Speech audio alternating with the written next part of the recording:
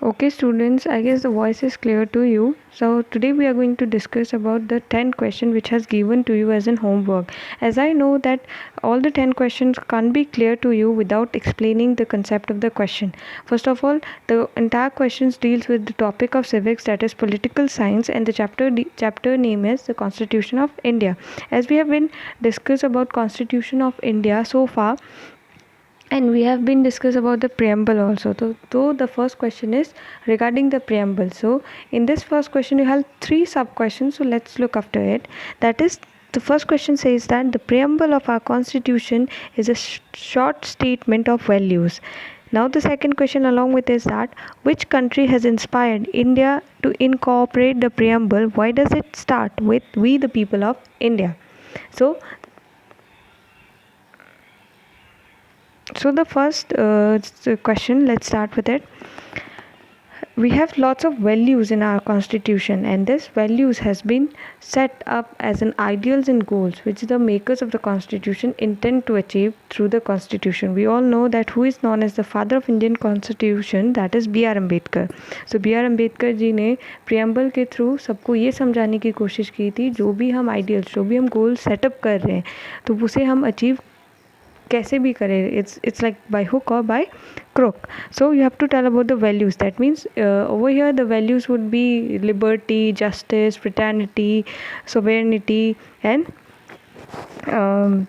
socialist, republic, secular. This is the thing, this is the value of our Constitution of India, which makes our Constitution of India unique. So along with it, preamble of India states that when it was adopted. So note it down, आप लिख लीजिए कि preamble of India adopt कब हुआ था. It was adopted on January 22, 1946. It was based on the objective resolution which was given by Pandit Jawaharlal Nehru.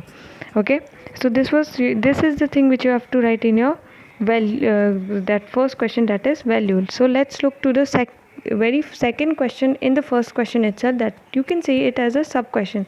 यहाँ आपके first question में तीन question एक साथ ही हैं. So the second question is which country has inspired India to incorporate the preamble? Why does it start with we the people of India? So the second question is asking that which country has inspired the India to incorporate the preamble.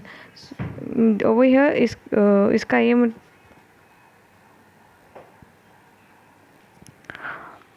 Over here इसका ये मतलब है कि वो पूछ रहा है कि कौन सी कंट्री ने इंडिया को इनकॉर्पोरेट किया, हेल्प किया ताकि वो अपनी कंट्री में एक प्रियम्बल लगा सकते.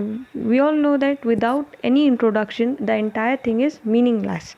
आप कोई भी चीज़ हो उसे दिखाओ और उसको उसका इंट्रोडक्शन दिए बिना ही बता दो this is so and so. So it's not possible for us to conceptualise that thing, that what is it. Okay, so preamble is the introduction of an Indian constitution because values उसके introduction भी है कि when it was adopted, किसने adopt किया था, what is its goal, achievements, each and everything. ठीक है. So हमारी country को जिसने inspire किया था, it was none other than United States. Okay, United states ने हमारे कंट्री को प्रियम्बल का आइडिया दिया, इनकॉर्पोरेट किया हमारे साथ. Now why does it start with we the people of India? We the people of India, as I have already told you that it is a conceptualized promise which has been which is considered to be an agreement between the Constitution of India and the Constitution of India and the people. So let's look over the preamble, that is we the people of India having solemnly resolved to constitute India into a sovereign, socialist, secular, democratic and republic. Now हमने सबने ये state कर दिया that हम हमारी constitution को help करेंगे in order to achieve each and every goal. पहला goal क्या है हमारा? sovereign. That means sovereign का मतलब क्या होता है कि ये country अपनी खुद के बल पर rules and regulations बनाएगी, खुद के बल पर country को रन करेगी. आप सबको पता है that India was under many rules and regulation. India was under many pressure of under different government, कभी प्रोविंशियल, कभी ब्रिटिश रूल, कभी Mughal administration. Means India was never set to be free in order to take the decision. So sovereignty हमारा पहला achieve गोल था कि हम सब खुद के रूल्स एंड रेगुलेशन, यानी हमारा खुद का गवर्नमेंट रूल्स एंड रेगुलेशंस बनाएगा. Now socialist, what does it states that socialist means a person must be quite not quite, but he must be totally social. That means he must not consider any person to be different from one another, because we all are equal in a particular country, as in we are state to be equal with the state, with the only religion of humanity. हमारा means according to the constitution हम किसी में भेदभाव नहीं कर सकते on the basis of their caste, creed, color, race or etc. Okay, now secular means what? There is no official religion of our country. Democratic means what? All of us know that democratic government or democracy is a kind of government which is of the people, for the people and to the people. That means the decisions are decisions के firm foundation कौन है? People itself. Now republic states that republic means what?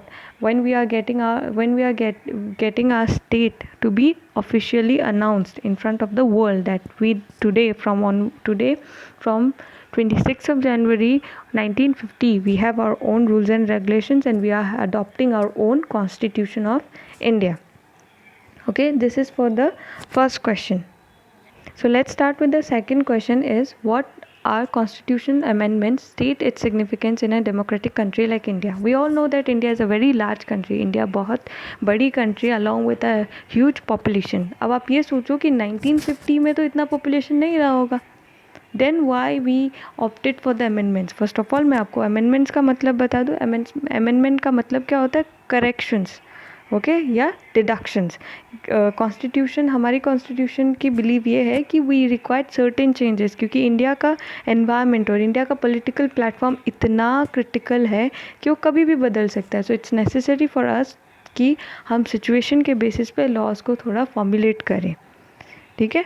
So what are constitutional amendments? Constitutional amendments are the corrections और the deduction which is done by the officials of the Indian government in order to provide or in order to tackle the situation of a country. Now what are its importance? Significance का मतलब क्या होता है? Importance itself. So what is the significance or importance of a democratic country like India? India, you all know that it is a very critical country, or it's a not even critical, but हमारे यहाँ पे differentiation in religion, differentiation in caste, हमारे people के opinion में differentiation होने की वजह से हर किसी को वो law समझ में नहीं आता. Nobody means all the people in majority are not adopting the rules and regulations being formed by the constitution. Okay. So आपको पहला इम्पोर्टेंस क्या लिखना पड़ेगा? That why amendments is important in our country, because country is having a very critical environment, so the rules or regulation must be vary as per the situation. Now second importance is that it will create a quite cooperative kind of environment for the people as well as the government. They would third that with the help of amendment each and every people won't be feeling like abandoned from the law, rules and regulation. We all know that हमारे यहाँ पे आज तक ये cast वाला system अभी तक abolish नहीं हो पाया है. We all know. एक एग्जांपल अगर हम दें तो जैसे रिजर्वेशन वाला एग्जांपल देख लीजिए कि हमारे रिजर्वेशन वाले डिसीजन से जो जनरल क्राइटेरिया के लोग हैं जिन्हें उनसे बेनिफिशियरी नहीं मिल रहा है या उन्हें बेनिफिट्स नहीं मिल रहे, वो लोग उसको क्रिटिसाइज़ करते हैं that we are not in favour of the reservation system. Why? Because उससे ST SC और बैकवर्ड कास्ट को थोड़ा बेनिफिट्स मिल जाता है, और जनरल कास्ट वहीं general criteria and OBC criteria are being stagnant with it. So means the third will be, it will be very means it will create a means so the people will not consider themselves to be abandoned का मतलब ठुकरा देना, मतलब उन लोगों को ये ना लगे कि कॉन्स्टिट्यूशन उनके फेवर में काम नहीं कर रहा. पॉइंट इज कॉन्स्टिट्यूशन जब फ्रेम हुआ था उसमें ये नहीं था कि हम कुछ दिखा रहे हैं या हम दिखावटी कुछ रूल्स एंड रेगुलेशंस बना रहे हैं. Just because of all the political dirt और पॉलिटिकल करप्शंस की वजह से ये सब कुछ हो रहा है.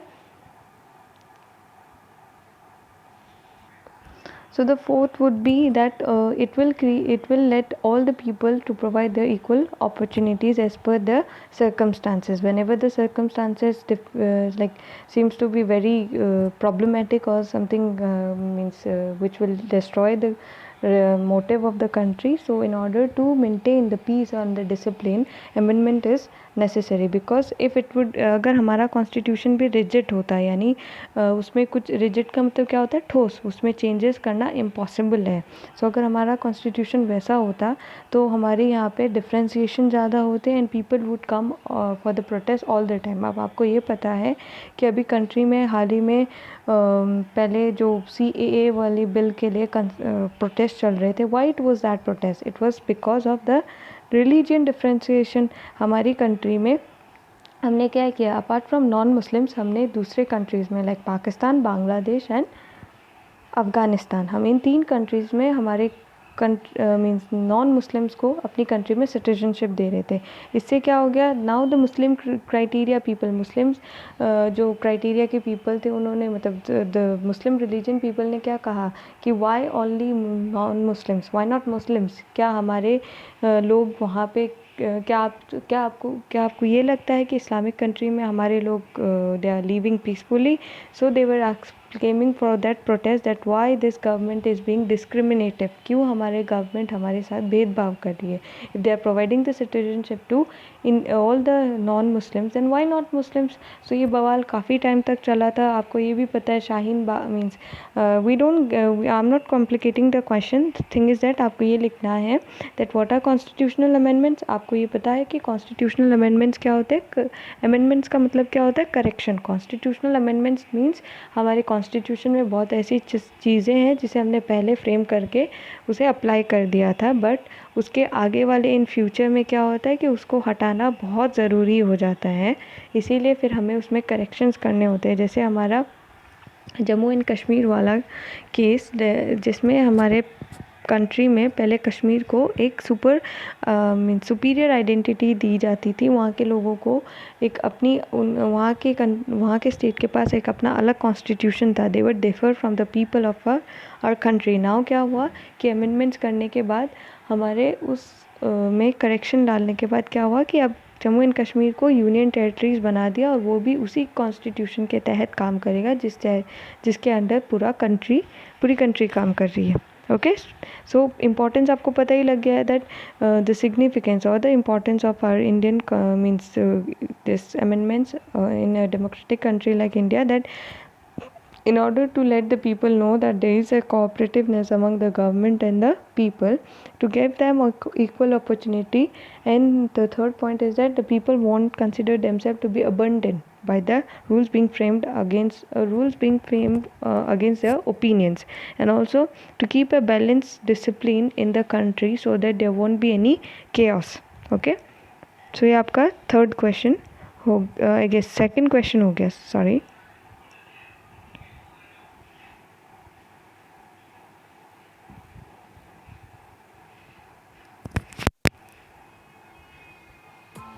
Press the bell icon on the YouTube.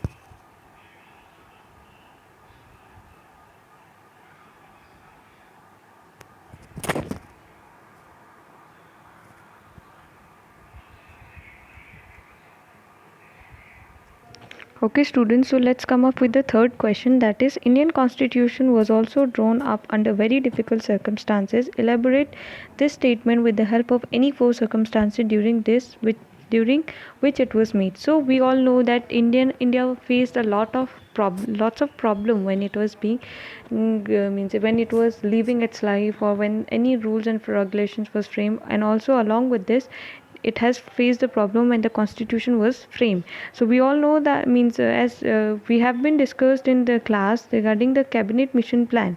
So the constituent assembly wasn't a complete body which was as means the constituent assembly wasn't a complete body as it was framed under British government. So पहला जो हमारा challenge क्या था कि हमारी constituent assembly जो थी वो कंट्री की, वो पूरी मीन्स पूरा जो ऑर्गेनाइजेशन था वो किसके अंडर था, ब्रिटिश गवर्नमेंट के अंडर था, जिसका नाम था cabinet mission plan. Cabinet mission plan में क्या था कि इसमें जो मेंबर्स होते थे हमारी कंट्री के, उनको क्या फ्रीडम नहीं थी. They were not free to take the decisions, to take up the decisions for the constitution. That's why they have to take the means consultancy, they have to take the suggestions from the British government. So हमारा पहला क्या हो गया that हमारी constituent assembly जो एक body थी, means it was a complete body of members, but it was framed under the British government. So हमारी जब कॉन्स्टिट्यूशन जब फ्रेम हो रहा था तो हमारी कॉन्स्टिट्यूंट असेंबली एक प्रॉपर फ्री बॉडी नहीं थी जो रूल्स एंड रेगुलेशन फ्रेम कर सके. It was framed under the British government. Its name was as Cabinet Mission Plan. Cabinet Mission Plan states that where the member of assembly were not free to take up the decisions. Now the third circumstances is that they have to take the permissions from them to in order to conduct the meetings of assembly and other related issue. अब आप ये सोचो कि आप अगर ऐसी life lead करते तो सपोज़ अगर आपको अपने लिए अपने एक्सप्रेशंस अपने ओपिनियन शेयर करने के लिए भी आपको परमिशंस लेनी पड़ती, आपको सांस लेने के अलावा वो भी चैन की सांस के लिए भी आपको परमिशन लेनी पड़ती, then how would you feel? So we are thankful to all our leaders who have worked so much hard to give us that freedom, to give us that life of independence. Okay, so the third one is that they had to take the permissions from the British government in order to conduct the meetings of assembly and other related issue.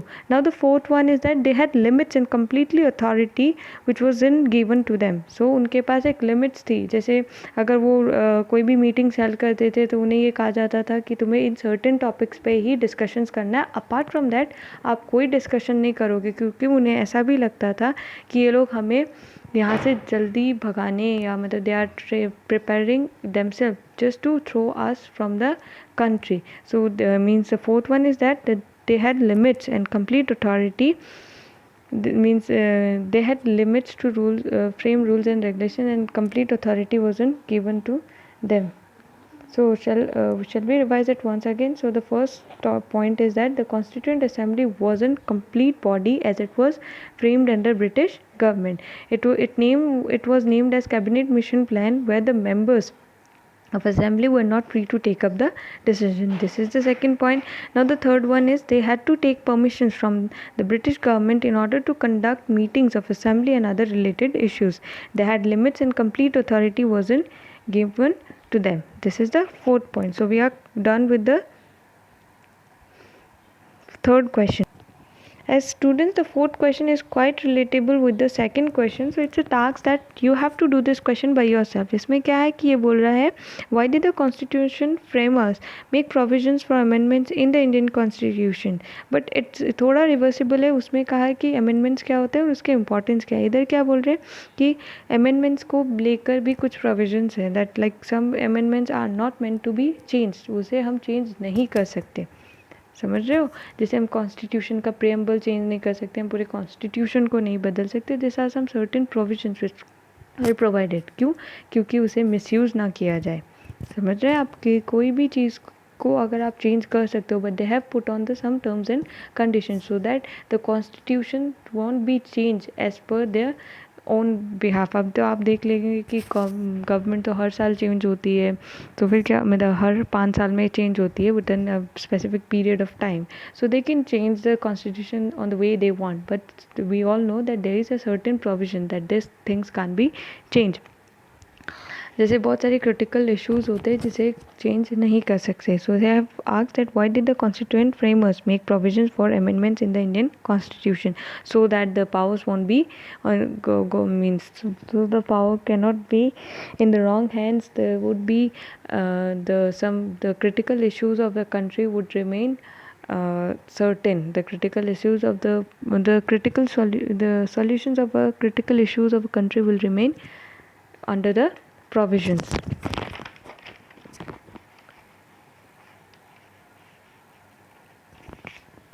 Okay.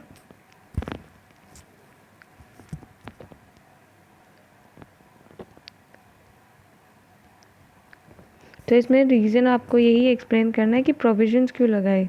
कह तो दिया कि आप change कर लीजिए, but change करने के भी कुछ प्रोविजंस होते हैं. जैसे means only one means it the decision taking the power of decision taking won't be in particular one hand और also in a wrong hand. There must be means the Constitution of India obviously works on the favor of the people, so the decisions must be taken on the majority prospect. And also the country won't means the country's critical issues won't be disturbed with the single review or opinion. So let's go to with the fourth question, that what do you mean by preamble of a constitution? This is very relevant question, that preamble is the introduction of a constitution which gives us the idea of values, morals, goals which are to be achieved. And also preamble also states that when it was adopted, when the Constituent Assembly was adopted, just look over here, that is the Constituent Assembly, it was adopted in the 26th day of November. That means date was 26 and the year was 1949 where it was adopted.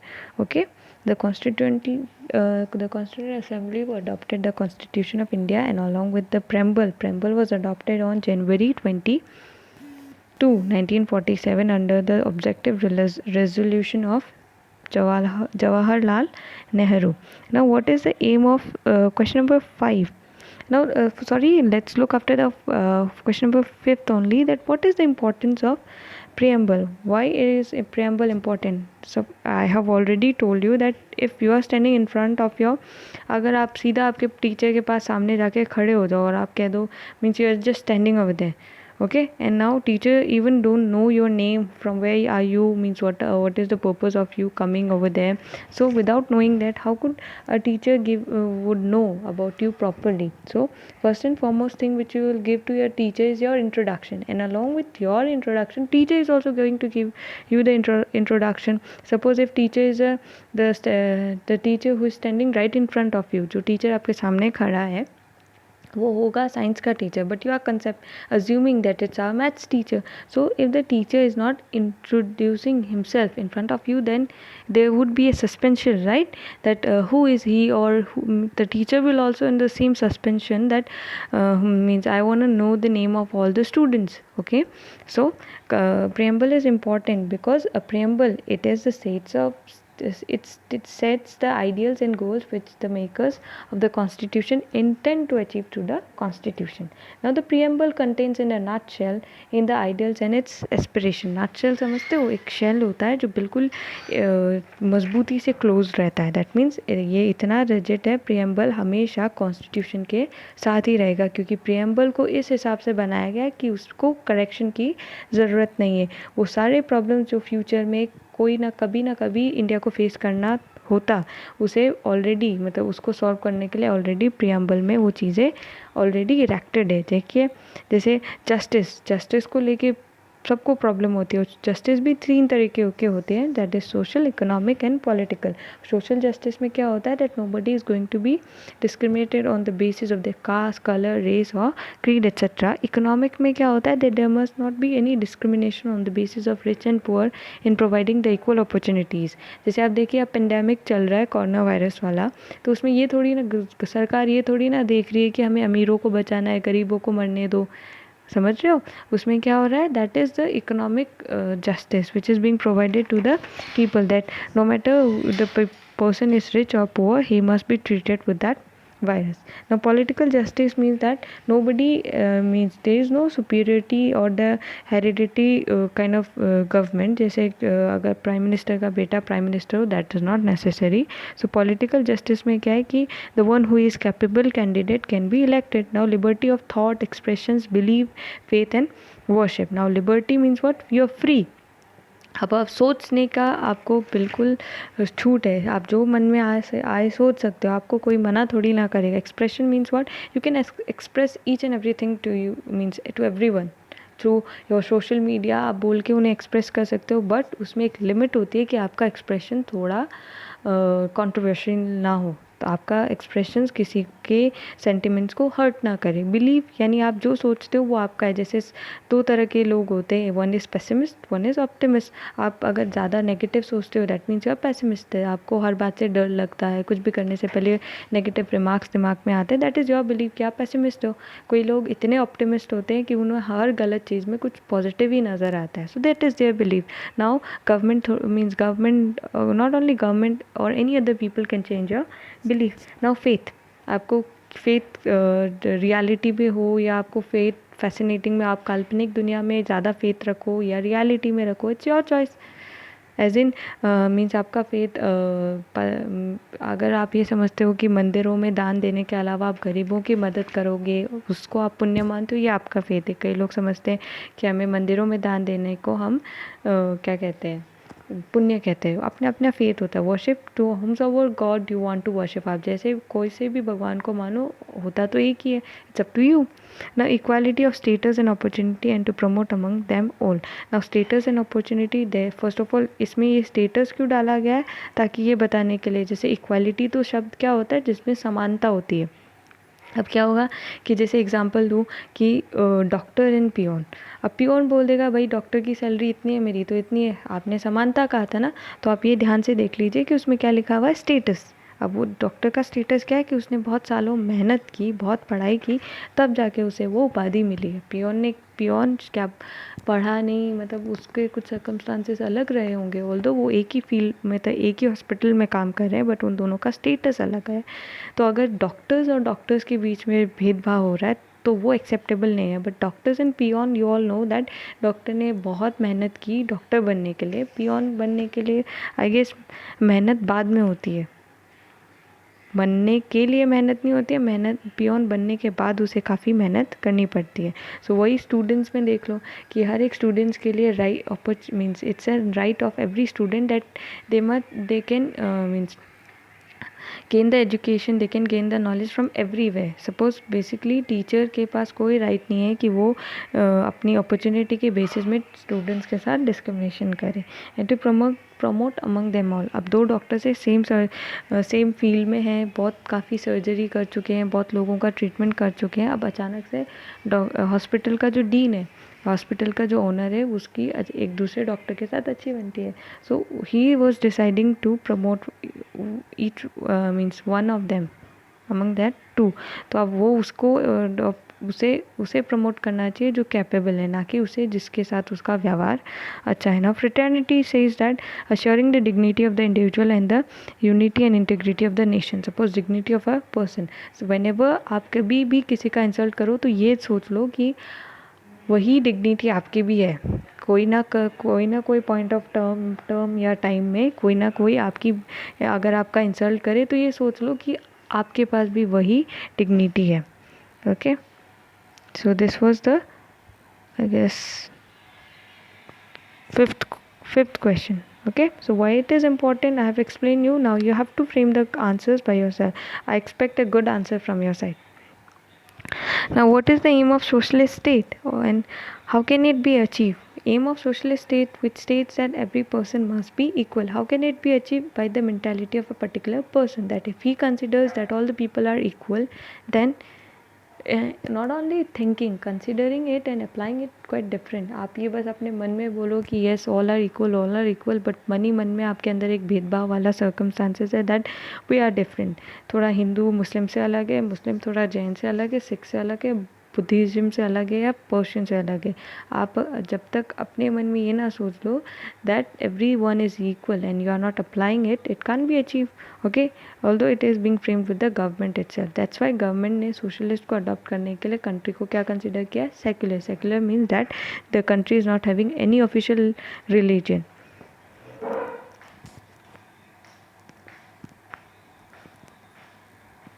Now, that's the step which was involved in the framing of Indian Constitution. There are many steps which were involved in the framing of Indian Constitution. One among them is there are many things. First of all, Indian Constitution को बनाने के लिए, उसे थोड़ा हमारे हिसाब से बनाने के लिए, ताकि हम उसका फेवर करें, तो हमने क्या किया कि धीरे धीरे करके वो चीज़ें हटाई जो हमें ब्रिटिशर्स के साइड से पसंद नहीं था। तो पहला क्या था, कंपनी एडमिनिस्ट्रेशन। कंपनी एडमिनिस्ट्रेशन वो स्टार्टेड फ्रॉम 1773 टू 1850।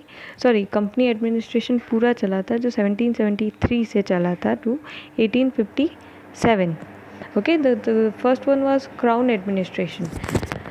तो हमने पहले क्या किया, जो ये क्राउन एडमिनिस्ट्रेशन था जिसमें Britishers were owing their own places, उन्हें हटाया। तो गवर्नमेंट ऑफ इंडिया एक्ट के तहत 1858 के थ्रू हमने पहले क्या किया, wait, sorry, we are going through with Government of India Act because it is relevant with the Constitution of India. So it was known, this act, the Government of India Act was also known as Act for Good. It abolished the control or court of director. Abolished court of directorate means हमारे जो control और court जो थे, means हमारे जो court का control था वो बिल्कुल ब्रिटिशर्स के हाथ में था, तो हमने पहले वो हटवाया ताकि, and also we abolished the Mughal administration as well. It also abolished the Governor General post and adopt the Viceroy of India. पहले क्या होता था कि पहले जनरल होता था पोस्ट, फिर बाद में जनरल से हटा के गवर्नर जनरल कर दिया और गवर्नर जनरल से हटा के वाइसरॉय ऑफ इंडिया कर दिया। तो हमारा पहला वाइसरॉय ऑफ इंडिया था लॉर्ड कैनिंग। ओके, तो ये हमारा पहला प्रोसीजर था। नाउ इंडियन काउंसिल एक्ट हुआ नेक्स्ट 1861 में। It enables the governor general to associate representation of Indian people with the word of legislature by nominating them to its expansion council. हमारे इसमें क्या हुआ था कि हमने एक चीज़ डिसेंट्रलाइजेशन वर्ड आप समझ लीजिए। डिसेंट्रलाइजेशन का वो मतलब क्या होता है कि एक लार्ज पोर्शन ऑफ पावर कुछ कुछ टुकड़ों में डिवाइड हो जाता है। जैसे मान लीजिए सेंट्रल गवर्नमेंट का जो पावर है, सेंट्रल गवर्नमेंट अभी डिसेंट्रलाइजेशन कर रहा है, दैट मीन्स वो अपने पावर का कुछ हिस्सा स्टेट गवर्नमेंट को दे देगा ताकि वो लोग इक्वली काम कर पाए। समझ रहे? सो दिस वाज द प्रोसीजर। फिर उसके बाद आया इंडियन काउंसिल एक्ट 1892। इसमें क्या था कि हमारे पास अपने बजट को डिस्कस करने का पावर मिल गया था in the legislative council. Along with it हमारे पास फिर आया इंडियन काउंसिल एक्ट 1909। इसके तहत क्या हुआ कि हम ये भी कहते हैं कि मॉडले मिंटो रिफॉर्म्स। इसमें क्या होता था कि मेंबर जो हमारे थे सेंट्रल लेजिस्लेटिव असेंबली में वो 16 to 60 हो गए थे। ओके, फिर उसके बाद हम we were moving till the Government of India Act 1985. Extremely sorry, 1935. It Act divided the power between the center and units of 3 times. यहाँ से हमारे लिस्ट जो थे वो 3 आइटम्स में डिवाइड हो गए, that was federal, provincial and concurrent. Federal में क्या होता था, वही लिस्ट जो जिसे हम लोग मीन्स अभी के टाइम में क्या समझते हैं, that is the 3 list, that is union list, state list and concurrent list. Union list में क्या होता है, all of the matters which affects the country. State list में क्या होता है, वही डिसीजंस लिए जाते हैं जो स्टेट को अफेक्ट करें या स्टेट के बिहाफ में लिए जाए। कॉन्करेंट लिस्ट ऐसे होती है जो दोनों तरफ यानी स्टेट और नेशन दोनों के बिहाफ में यानी कॉमन रहता है। जैसे एजुकेशन हो गई, हेल्थ हो गई। हमारी कंट्री में एजुकेशन को लेके हर जगह एक ही रूल्स है। जैसे हम ये कहते हैं कि the one means the childrens who are below till 14 years of age can impart the free education. Okay, so हमारा ये हो गया। Now why should the Constitution of India formulated, why should the Constitution of India formulated in 1950 be acceptable more than 50 years ago? Give arguments. Now this question I put on to you, means don't think that I won't discuss with you. I'm always there to help you, but I want you to argue, give some arguments, cause this entire assignment is given to you. Okay, so means मुझे ये argument आप means you can send me this answers. देखिए question को एक बार समझा देती हूँ। Why should the Constitution of India formulated in 1950 be acceptable more than 50 years ago? Why? क्यों, आप देख लो ना, इतना फर्निश्ड रहा है हमारा इंडियन कॉन्स्टिट्यूशन। 1950 ये कह रहा है कि 1950 के बजाय ये 50 साल पहले हो जाता, बट क्यों नहीं किया? आप सबको पता है कि 1950 से पहले अगर 50 साल पहले हो जाता तो हमारा कॉन्स्टिट्यूशन बहुत ही रफ होता है ना। हमारी कॉन्स्टिट्यूशन उतनी माइन्यूटली ऑब्जर्वेशन से या कंसल्टेंसी से नहीं गुजरता, तो उसमें बहुत सारी चीज़ें करेक्ट होना मुश्किल हो जाता। समझ रहे हैं ना आप? क्योंकि मेन प्रॉब्लम तो हमारा 1918 से शुरू हुआ था, after the end of first world war, isn't it? फिर उसके बाद सेकेंड वर्ल्ड वॉर हुआ, we were being manipulated, we were being exploited. उस बीच में अगर हम हमारे कॉन्स्टिट्यूशन को रफली भी बना देते तो आई गेस वो एक्सेप्ट हो जाता, एंड फिर वो सजेशन से, वो फ्लॉरिशिंग से नहीं गुजरता। जैसे वही सेम एग्जांपल, आपको नौकरी तो आने वाले 10 साल बाद लगना है, तो फिलहाल अभी लग जाइए। तो अभी आप जो नौकरी लगोगे वो कैसी होगी, वो एक लो पेमेंट वाली होगी, आपको सिक्योर जॉब नहीं मिलेगी, and you wouldn't be feel quite happy with the job, क्योंकि वो जॉब नहीं होगी, वो आपको कंपेल यानी मजबूरी में करनी पड़ेगी। Now state some importance works done by the constitution, as this important work done by the constitution that it has provided us the fundamental rights, okay, citizenship. So these are the important works, and also it has means the most important work I suggest is the fundamental rights, because it gives a proper assurance to the people of India that country is, the Indian constitution of the country is working for the people itself. Now the thing, define the terms mentioned in the preamble to the Constitution of India. I guess this is the most important thing. As I've explained you that sovereign का मतलब क्या होता है कि country is having its own liberal decision making platform. Country can make its own rules and regulation, can formulate its laws and maintain the country on their own aspects. Okay, now socialist means what? A country which is free from the social discrimination on the basis of caste, colors, creed, or etc. And secular means what? Country is not having any official religion. That means all the religions are equal for the country, so that there won't be any chaos, और कोई भी protest नहीं करेगा। अभी अगर मान लीजिए in country ने ऐसे कहा नाम हिंदुस्तान है, तो Hindu would be the official religion. ऐसे करके क्या होगा कि कंट्री प्रॉब्लम में पड़ सकती है, क्योंकि जितना हिंदू का पॉपुलेशन है उससे कई ज़्यादा मुस्लिम्स के पॉपुलेशन, मुस्लिम्स के अलावा सिख भी हैं। सो हमारे यहाँ पे अगर छोटा सा भी ऑर्गेनाइजेशन ने प्रोटेस्ट करना शुरू कर दिया तो कंट्री को बहुत बड़ा नुकसान हो सकता है। तो इट्स बेटर ना, वी ऑल आर इक्वल, सब अपने अपने रिलीजन को अपने अपने तरीके से फ्लॉरिश करो, मानो, आपकी मर्ज़ी है। Okay, now Republic means what? Republic of India. आप समझ रहे हो, जब भी इंडिया का इंट्रोडक्शन होता है, which is being the introduction is given by the president of our country. President को हम क्या कहते हैं? He is the first citizen of our country. तो मतलब रिपब्लिक का मतलब country is having the official introduction around the world that this is a republic of country India.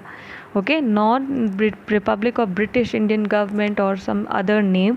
It is given the official name as a official country, okay, which is framing rules and regulation along with the constitution. तभी तो हम 26 जनवरी को Republic day के नाम से मनाते हैं, समझ रहे? So this is the question.